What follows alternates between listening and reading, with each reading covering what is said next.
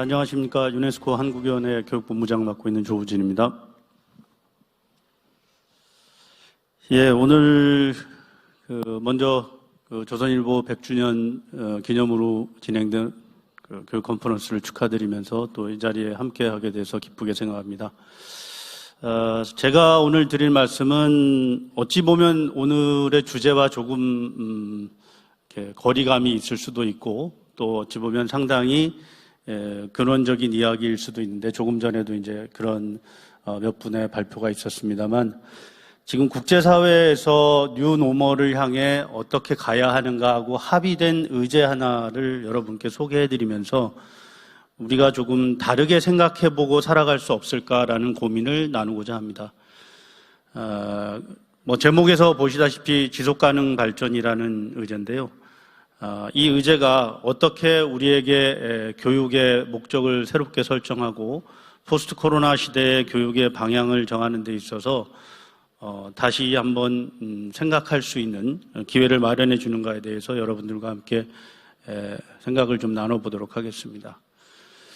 지금 모든 인류가 함께 고통을 받고 있는 것이 이제 코비드-19이라고 하는 바이러스 문제죠. 질병을 대하는 의사분들이 흔히 이제 하시는 말씀 중에 대증요법과 원인요법이 있다라는 치료 방법을 이야기하십니다. 테크놀로지 또는 언택트, 디지털 시대 등의 해법은 지금 대부분이 대증요법을 중심으로 생각하는 하나의 방식이 아닌가 하는 생각이 듭니다.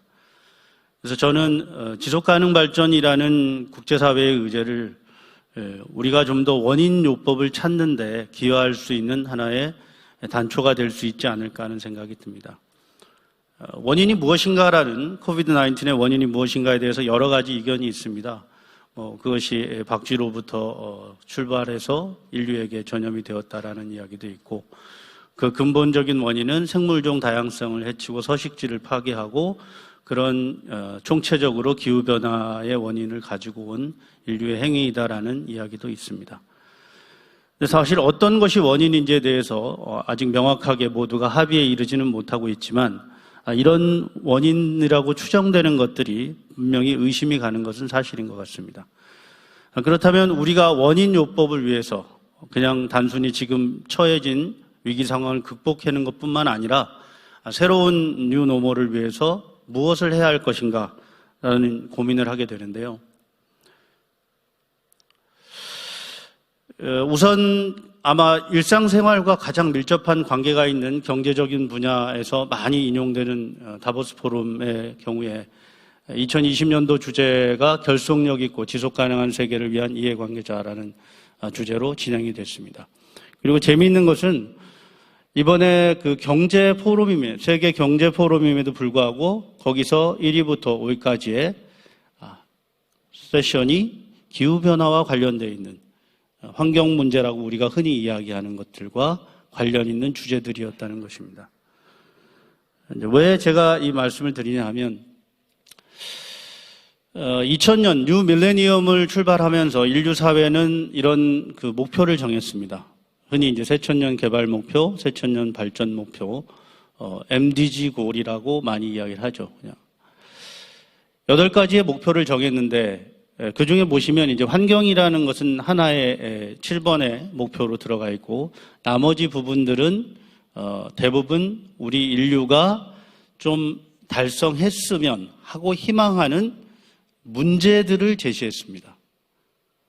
이것이 어떤 우리가 발전이라고 했을 때 새천년을 기대하면서 발전이라고 했을 때 더 윤택해지고 더 풍요롭고 더 편리하고 이런 것들을 지향하는 목표라고 보기에는 사실은 오히려 지금 안 되고 있고 좀 더 채워야 하고 뭔가 수정되어야 할 부분들에 대한 것들을 목표로 삼고 있다는 것입니다.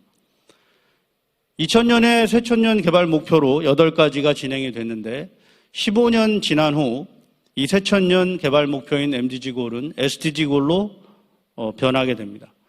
국제사회, 유엔을 중심으로 한 국제사회가 합의한 Sustainable Development Goals라는 17개 목표로 변화하게 됩니다.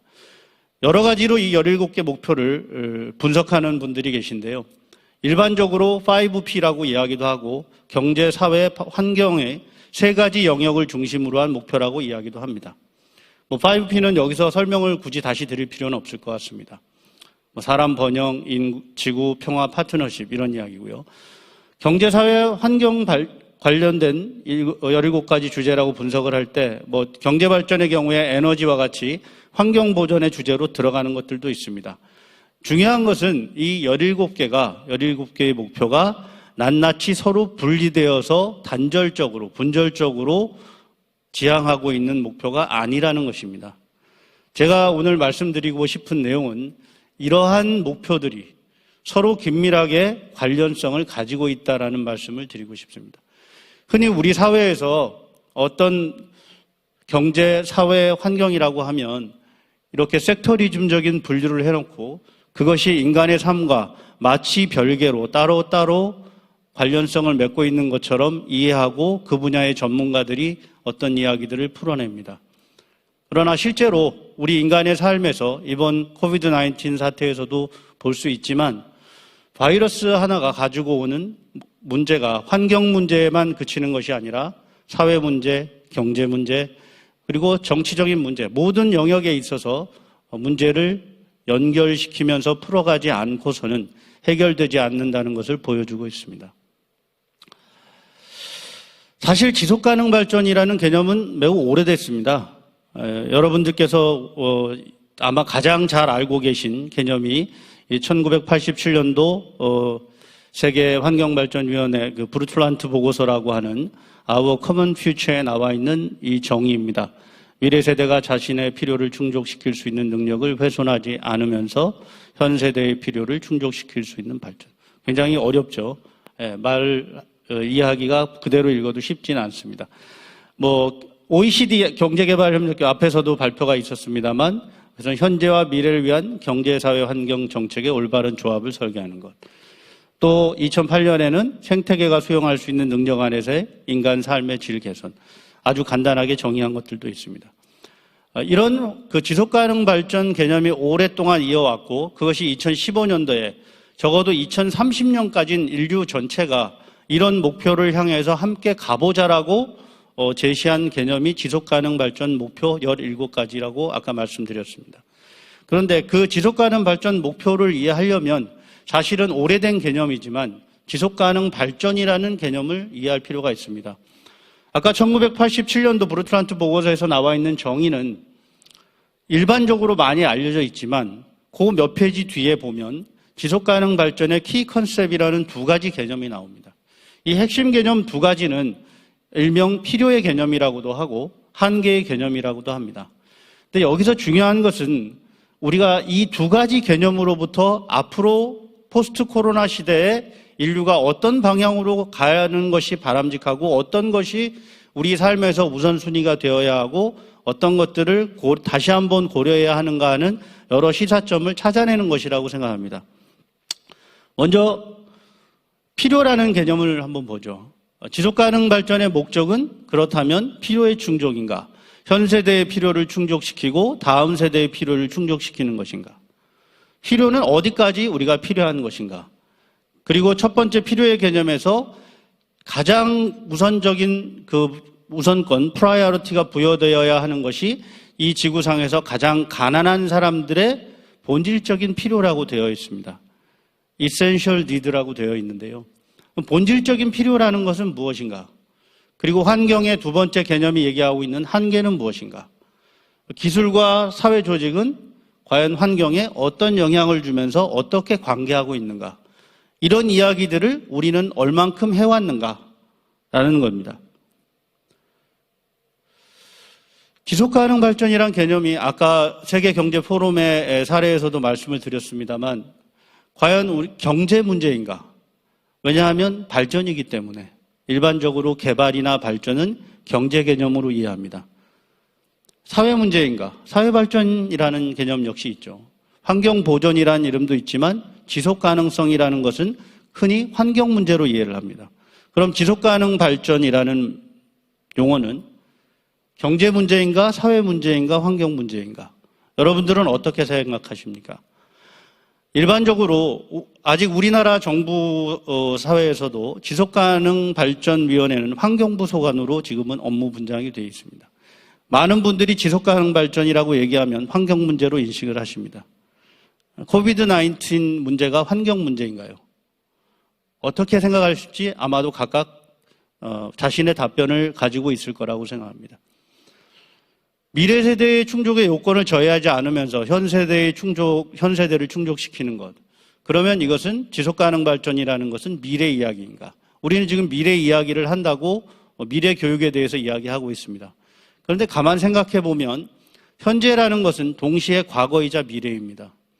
그래서 저는 어찌 보면 우리가 미래 교육에 대한 해법을 찾기 위해서 서로 논의를 하고 있는데 사실은 우리 다음 세대인 즉 우리 아이들이나 학생들에 대한 교육을 우려하는 것들도 있지만 어쩌면 우리가 포스트 코로나 시대에 필요한 것은 지금 나 자신, 우리 현 세대, 지금 기성 세대들이 교육을 어떻게 해야 하는가, 어떤 생각의 전환을, 행동의 전환을 해야 하는가 하는 것이 더 중요할지도 모르겠다는 생각이 듭니다.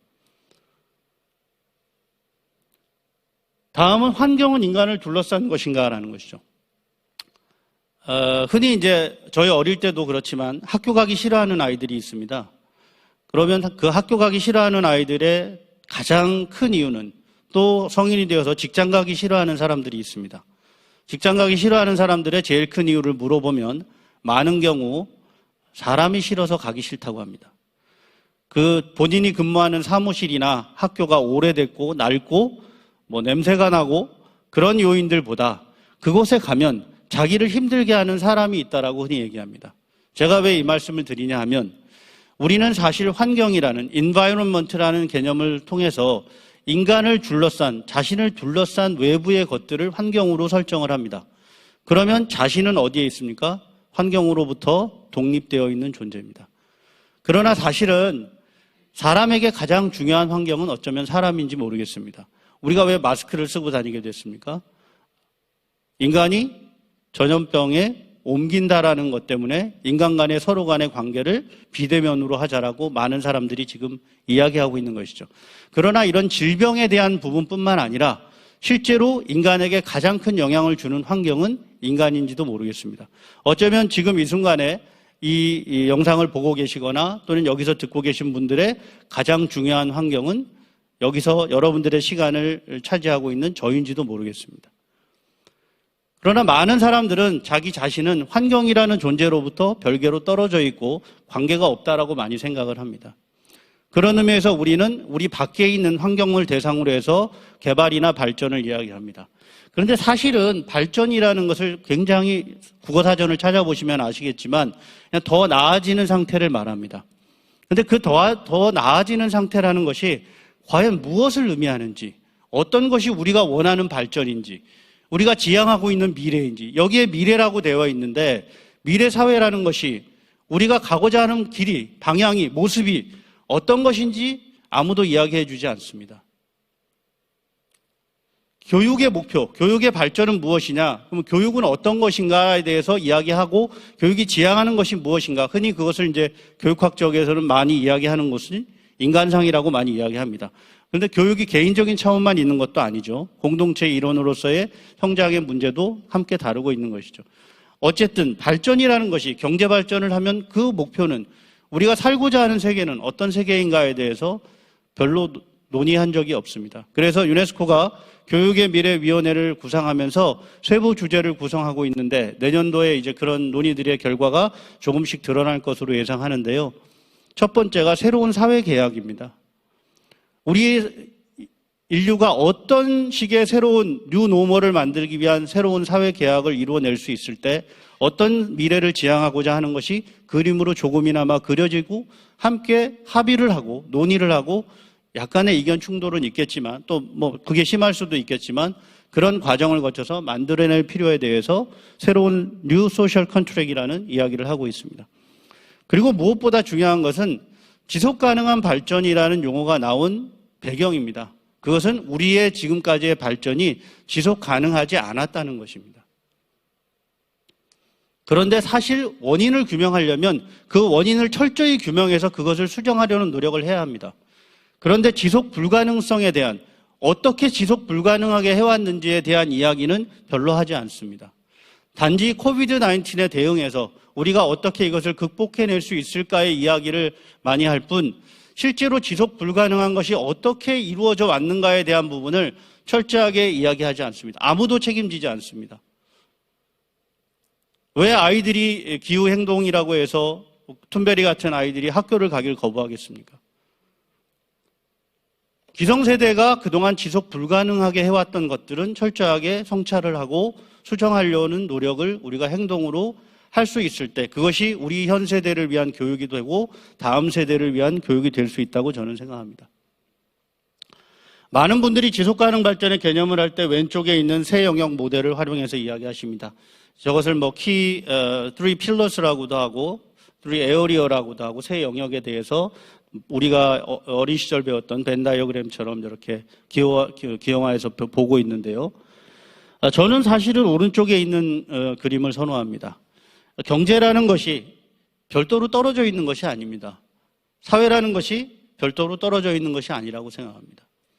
아까 말씀드렸던 저도 여러분의 환경의 일부이고 또 동물의 환경의 일부이고 지구상에 살고 있는 생명뿐만 아니라 무생물들은 통해서 우리는 재화 서비스를 공급받습니다. 결국 경제라는 것은 재화 서비스를 마련하기 위해서 인간의 사회라는 곳 또 자연이라는 것에 대한 어떤 자원을 확보하지 않으면 이루어질 수 없는 것입니다. 모든 경제가 그렇습니다.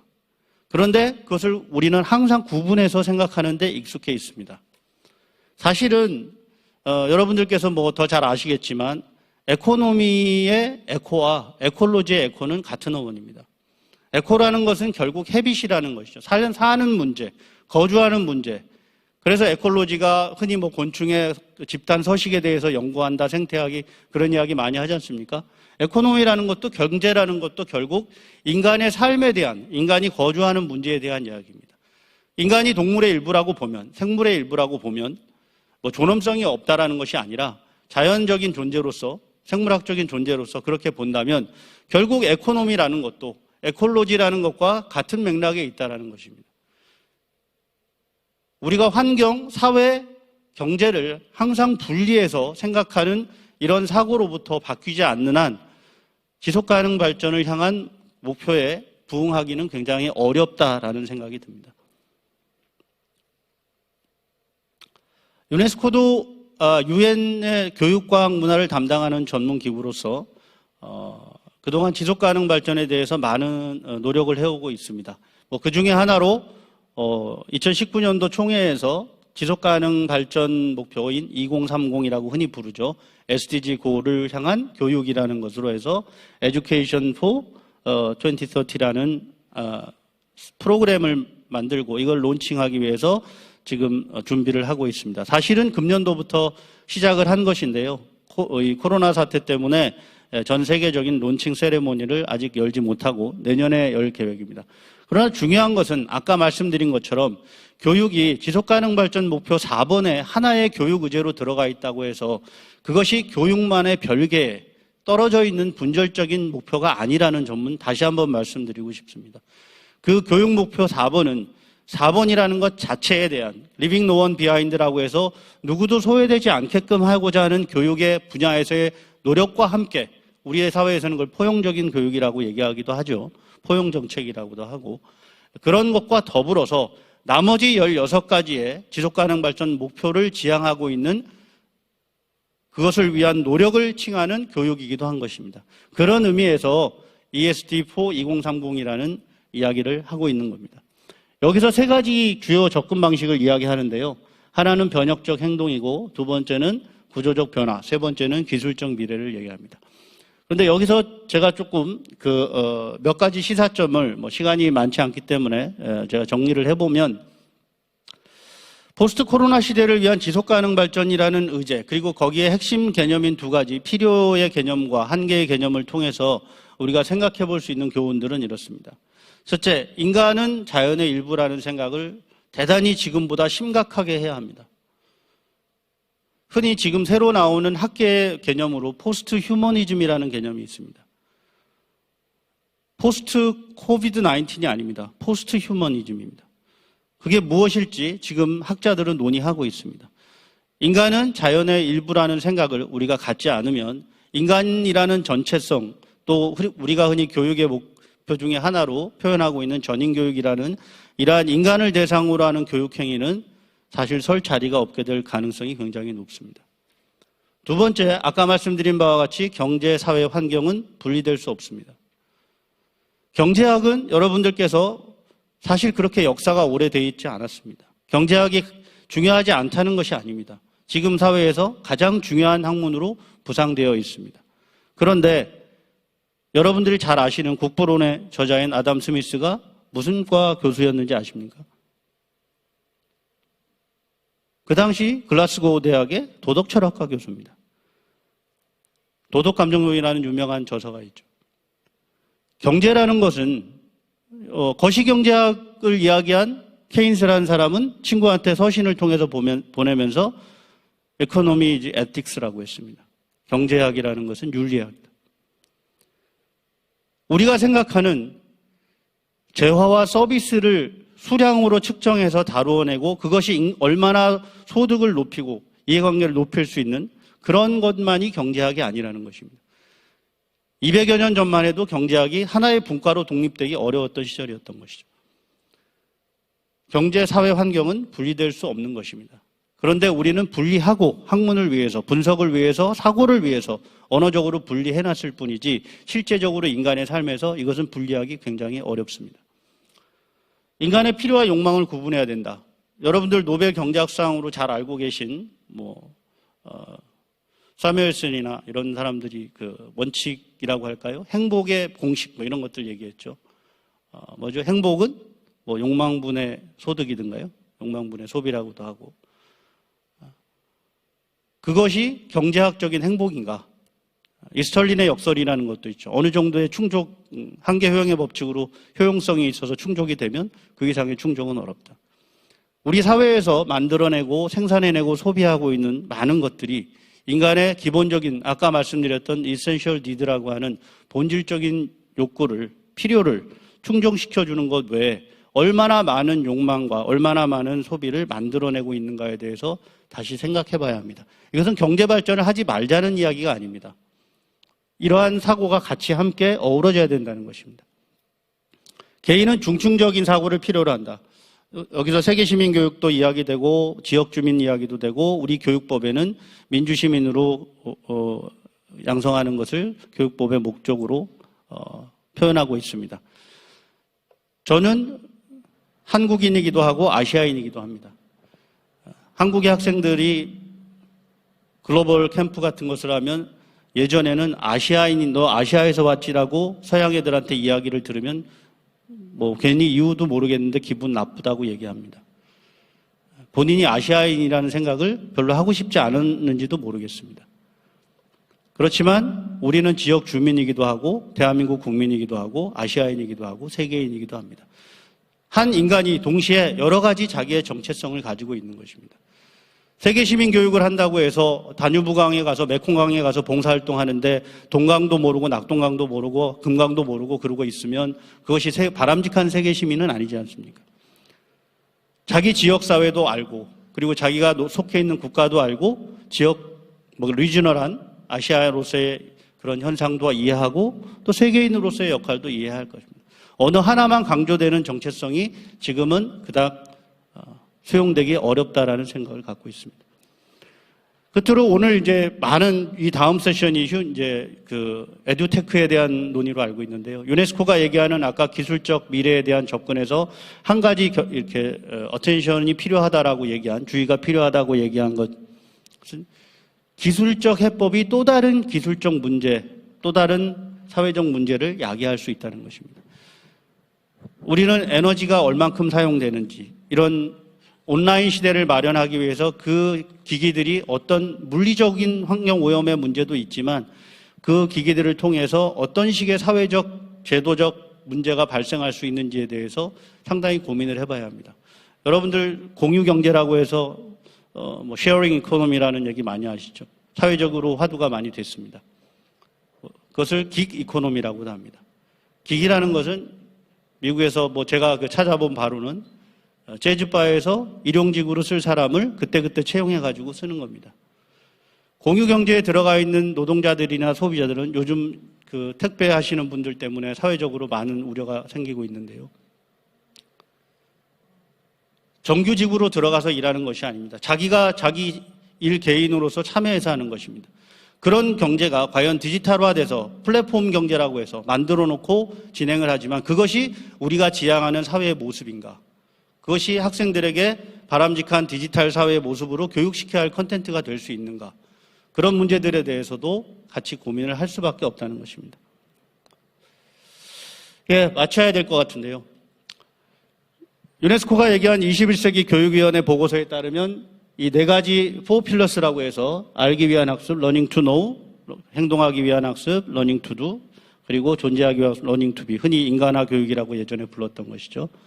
그리고 추가된 부분이 learning to live together입니다. 함께 살기 위한 학습입니다. 지속가능 발전을 위한 테마에서 또 포스트 코비드 사회에서 지금 강조되고 있는 것이 learning to transform question이라고 제가 표시를 했습니다. 사실은 유네스코 관련 문서에서 보면 learning to transform myself and society라고 되어 있습니다. 여기에 무엇을 넣을 것인지 그것은 우리들의 몫이고 각자 개인이 선택하고 한 공동체가 또는 국가 수준에서 세계 공동체 국제사회가 함께 논의하고 협의하면서 합의로서 만들어가야 될 과제입니다. 우리는 과연 어떤 것을 변화시켜가면서 미래 교육을 준비할 것인지 교육이 교육 안에서 무언가를 위한 툴로서만 수단으로서만 지속가능 발전 교육도 마찬가지죠. 지속가능 발전을 위해서만 존재하는 교육인가? 그렇지 않죠. 무엇을 위해서, 경제 발전을 위해서만 존재하는 교육인가? 그렇지 않을 겁니다. 무언가의 툴로서만 교육이라는 것이 강조된다면 교육의 본질적인 의미가 퇴색할 수밖에 없다고 생각합니다. 지속가능 발전이라는 국제사회의 의제는 적어도 2030년까지 모든 국가가 리뷰하면서 함께 평가하고 논의해 나갈 주제입니다. 저는 이런 논의를 우리 한국 사회에서 보다 풍성하게 진행함으로써 2030년 이후에 국제사회의 의제인 비욘드 SDG, 즉 지속가능 발전 목표 이후에 국제사회를 이끌어갈 수 있는 의제를 대한민국이 조금 더 선도적으로 이끌어가고 제안할 수 있는 그런 역할을 하기를 기대하고 있습니다. 예, 마지막으로 유엔 사무총장이 앞에서 많은 분들이 말씀하셨습니다. 위기를 기회로 바꿀 수 있는, 그런데 중요한 것은 올바른 방식을 찾아내는 것입니다. 미래를 위한 올바른 방식, 이것을 위한 논의가 필요하고 이 자리도 아마 그런 논의의 장으로서 또 기여할 수 있기를 다시 한번 기대하고 감사하게 생각합니다. 이상입니다. 고맙습니다. 네, 큰 박수 부탁드립니다. 조우진 본부장님의 강연 잘 들었습니다. 이번 강연 내용 잘 보셨나요? 또 다른 강연들도 계속 업로드됩니다. 구독과 좋아요 부탁드립니다.